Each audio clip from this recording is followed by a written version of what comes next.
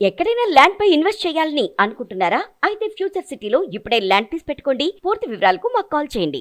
నమస్తే రమగారు. నమస్తే జయ. రమగారు, కార్తీక పౌర్ణమి విశిష్టత, కార్తీక మాసంలో చాలా విశిష్టత కదా. ఆ రోజు కోసమే నెలంతా కూడా చూస్తూ ఉంటాము. సంవత్సరం అంతా దీపారాధన చేయని వాళ్ళు ఆ రోజు చేసేద్దాం పెట్టుకుందామని అలా అనిపిస్తుంది.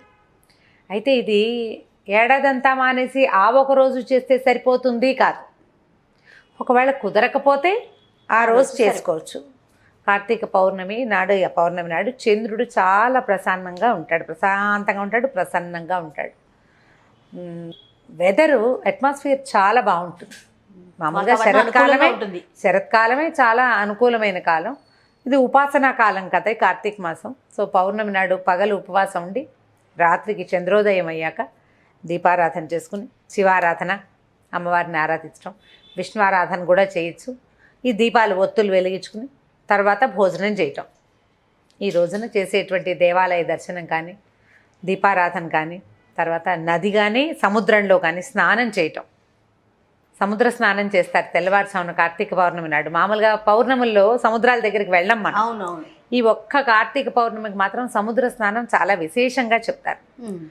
చంద్రుని యొక్క శక్తి ఈ సముద్ర జలాల్లో ఉంటుందని, అప్పుడు కనుక స్నానం చేస్తే జీవితం చాలా ప్రశాంతంగా మారుతుందని చెప్తారు. కుదిరిన వాళ్ళు చేస్తారు. ఇప్పుడు అవకాశాలు కొంచెం తక్కువగా ఉన్నాయి.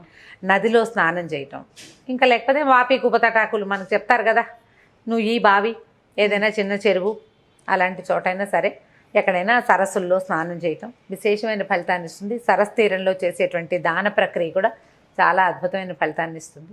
మనం అన్నీ చేయలేకపోతాం, మనం కుదిరింది చేయగలుగుతాం కదా. మనకి ఏం కుదురుతుంది? సులువుగా తెల్లవారుజామునే లేచి స్నానం చేయటం, కొంచెం ఇంట్లో దీపారాధన చేసుకోవటం. కుదిరితే ఏ 9 గంటలకో 10 గంటలకో ఒక మాట వెళ్ళి సమీపంలో ఉన్న శివాలయానికో విష్ణువాలయానికో వెళ్ళి దర్శనం చేసుకోవటం. సరే పగలు ఉపవాసం చేయటం, సాయంకాలం అవగానే కూడా వెళ్ళి గుళ్ళో దీపారాధన చేసుకొచ్చి 365 ఒత్తులు వెలిగించటం. అవును, సంవత్సరానికి సరిపడా మొత్తం. అంటే మామూలుగా నా ఉద్దేశం నేను ఒకళ్ళకే చేయాలని అనుకుంటాను.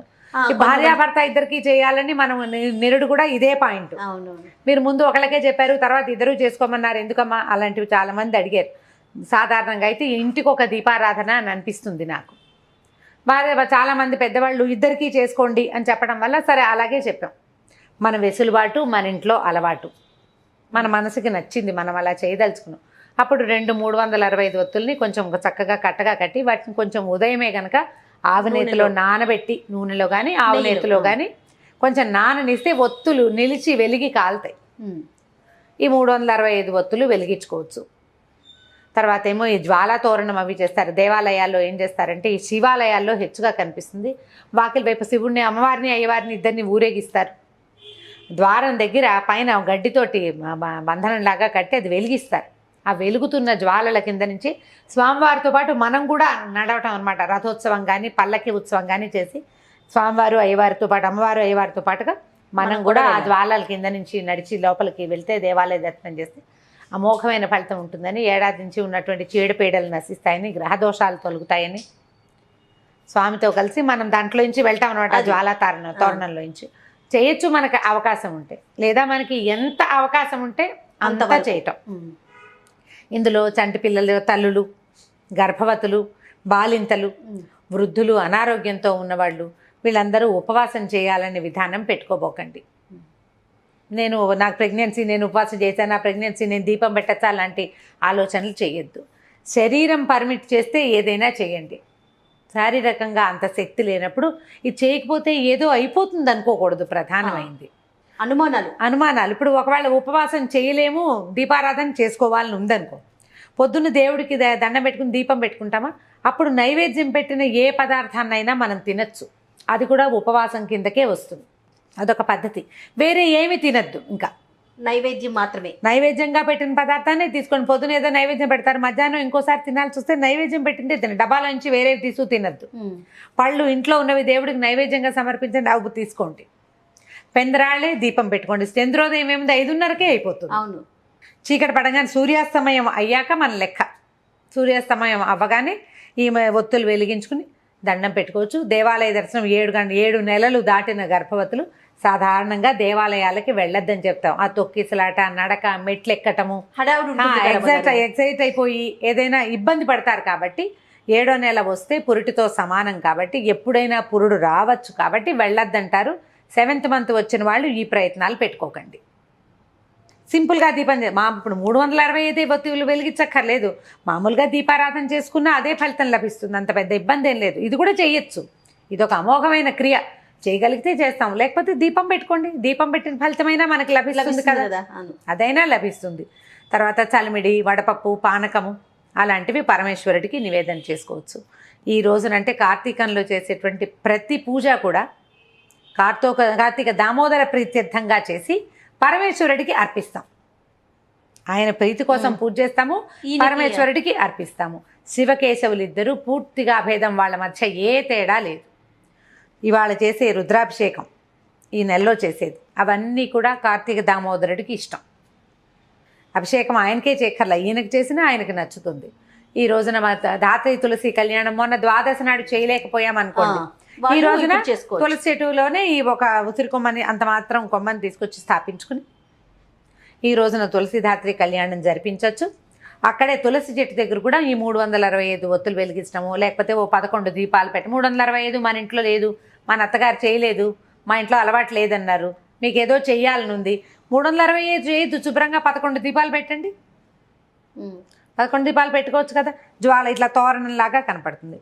ఇది చేయొచ్చు. నదీ జలాల్లో దీపాలు వదిలిపెట్టడం, అరటి దిప్పల్లో చిన్న చిన్న ఇవి చేసి దాంట్లో కొద్దిగా ఆవునేతి ఒత్తుల్ని వేసి వెలిగించి జ్వాలా తోరణంలాగా వదిలిపెట్టడం, దీపమాలిక సమర్పణం. దీంతోపాటు దీపస్తంభ సమర్పణ అని ఒక విశేషమైన పూజా విధానం మనకి కార్తీక పురాణంలో చెప్తారు. ఎత్తైన దీపాన్ని సమర్పించడం, ఆ వాకిట్లో అక్కడ కూడా మన కేరళ స్టైల్లో కనిపిస్తుంటే చుట్టూ పెద్ద పెద్ద ఎత్తైన దీపప్ సెమ్మాలు పైన కాదు, మన వాకిళ్లలోనే దీపప్ సెమ్మ పెట్టి చక్కగా వెలిగిస్తారు. అట్లా మనం దేవతా మందిరానికి ఎదురుగుండా కొద్దిగా ఎత్తుగా ఒక పీట లాంటిది ఏర్పరిచి ఆ ఎత్తు మీద దీపారాధన చేసి పెట్టడం కూడా విశేషమైనది. అంటే ఎవలు అవి వేస్తారు వాళ్ళు, మన దగ్గర అంత అవకాశం లేదు. ధాన్యం పోయొచ్చు, బియ్యం కూడా పోయొచ్చు. ఆ బియ్యం పోసి దాని మీద పళ్ళెం పెట్టి దాంట్లో దీపారాధన పెట్టండి. అది కూడా ఒక మంచి సేవ, అలా కూడా చేయొచ్చు. పగలేలాగా ఉపవాసం ఉంటో సాయంకాలం పెందరాళ్ళే వంట చేసుకుని స్వామికి సమర్పించుకుని చక్కగా భోజనం చేసేసేయండి. ఇప్పుడు ఈసారి సరిగానే వచ్చేది పౌర్ణమి. పగలేలాగా నక్తాలు ఉండే అలవాటు ఉన్న వాళ్ళు ఉంటారు. కార్తీక నక్తాలు అంటే పగలు ఉపవాసం ఉండి రాత్రి భోజనం చేసేవాళ్ళు, వాళ్ళు ఈ సాయంకాలం భోజనం చేయొచ్చు. అలా కాకుండా ఒక పొద్దు ఉండే ప్రాక్టీస్ ఉన్నవాళ్ళు, ఒక పొద్దున్న తిని రాత్రి మానేసే పద్ధతి ఉన్నవాళ్ళు, అంటే పగలు భోజనం చేస్తారు కార్తీకంలో, సాయంకాలం పలహారం చేసేవాళ్ళు, దాన్ని ఈరోజు ముందుకు మార్చుకోండి, ఇటు మార్చండి. పగలల్లా అభోజనం ఉండి ఉపవాసం ఉండి సాయంకాలం భోజనం చేయటం. ఈ రోజున చేసే లలితా సహస్రనామార్చన కూడా చాలా ఫలితాన్ని ఇస్తుంది. చంద్రబింబంలో లలితాదేవిని భావించి దీపారాధన దీపం చూపించడము, అమ్మవారికి వెండి పళ్ళెంలో పాయసం పోసి నైవేద్యం చేయటము కూడా అద్భుతమైన ఫలితాన్ని ఇస్తుంది. ఏ పూజ చేసినా కూడా మనస్ఫూర్తిగా మీరు చేయగలిగినంత శక్తి అనుసారం, గొడవలు పడకుండా, వాదనలు హడావిడులు లేకుండా తాపీగా చేసుకోగలిగే చిన్న పూజ నుంచి పెద్ద పూజ వరకు ఏదైనా భక్తి శ్రద్ధలతో హైరాన్ లేకుండా మీ ఇంట్లో ఉన్న అలవాట్లను బట్టి మీరు సమీపంలో ఉన్న పెద్దవారు ఎవరి మాట అయినా వినదలుచుకుంటే వాళ్ళ మాట ప్రకారం చేసుకోండి. ఇంట్లో వాళ్ళని కాదని భర్తని నిరాకరించి చేసిన వ్రతాలు ఫలితాన్ని ఇవ్వవు. మీ అత్తగారు ఉన్నారు మీతో పాటు, మా ఇంట వంట లేదు ఇవన్నీ చేస్తున్నావు నువ్వు అంటే అవి చెయ్యొద్దు. మీ ఇంట్లో ఏది ఉందో అది చెయ్యండి. లేదా అన్నిటికంటే ఈజీ, దేవాలయ దర్శనం సులువు, దేవాలయానికి వెళ్ళి దీపం పెట్టుకోండి. ఓ దీపారాధన కుందు పట్టుకెళ్తాం, ఓ డబ్బాలో కాస్త నూనె తీసుకెళ్తాం, లేదా నెయ్యి తీసుకెళ్తాం, ఒత్తులు తడిపి పెట్టుకోండి, చిన్న ప్రమిదలు పట్టుకెళ్ళండి, తీసుకెళ్ళండి, చక్కగా వెలిగించండి. పిల్లల్ని, ఆడపిల్లలు ఉంటే మగ పిల్లలున్నా వెంబడి పెట్టుకు తీసుకెళ్ళి వాళ్ళతో కూడా ఒక దీపం పెట్టించండి. ఎవరైనా పెట్టిన దీపాలు ఉంటే వాటిని కొద్దిగా ఒత్తి ఎగసం దోసి మరో చుక్క మన సీసాలో నూనె ఉంటే తలగా కూడా నూనె వేయండి. అవన్నీ కూడా విశేషమైన ఫలితాలు ఇస్తాయి. ఏదైనా ఒక సత్క్రియ చేయటమే అంతే. దాంట్లో వాద ప్రతివాదాలు వాటికి తావి ఇవ్వబోకండి. ప్రశాంతంగా చేసుకోండి. ఏం పూజ చేసినా కూడా చక్కగా వాకిట్లో ముగ్గేసుకోవటం, ఇల్లు వాకిలు తుడుచుకోవటం, సాయంకాలం పెందరాళి వాకిట్లో కాస్త నీళ్ళు చల్లి ముగ్గేసుకోవటం, తులసి చెట్టు దగ్గర ముగ్గు వేయటం, ఈ దీపారాధన చేసుకోవటం, ఇవి చేసేసి తర్వాత ఒక చెంబు నీళ్ళు పోసుకోవడం, స్నానం చేసేసి చక్కమని దీపాలు అది పెట్టేసుకుంటే మీరు వంట చేసుకోవచ్చు. పెద్దవాళ్ళకి ఇబ్బంది లేకుండా పిల్లలు ఆకళ్ళకి ఆగలేకపోతారు. ఏర్పాటుగా చూసి మాత్రం చేసుకోండి. మనం ఏ పూజ చేసినా కూడా మన ఇంట్లో వాళ్ళు ఇబ్బంది పడి పెద్దవాళ్ళు బాధపడే పరిస్థితి అయితే మనకి పెద్దగా ఫలితం లభించదు. నెగిటివ్ ఇవి ఫోర్సెస్ వచ్చేస్తూ ఉంటాయి కదా, దాన్ని నెగిటివిటీని రానివ్వకుండా మాత్రమే పూజ చేసుకోవాలి. అన్ని సముదాయించుకొని ముందుకు ముందుకు వెళ్ళాలి అంతే. నమస్తే. నమస్తే జయ.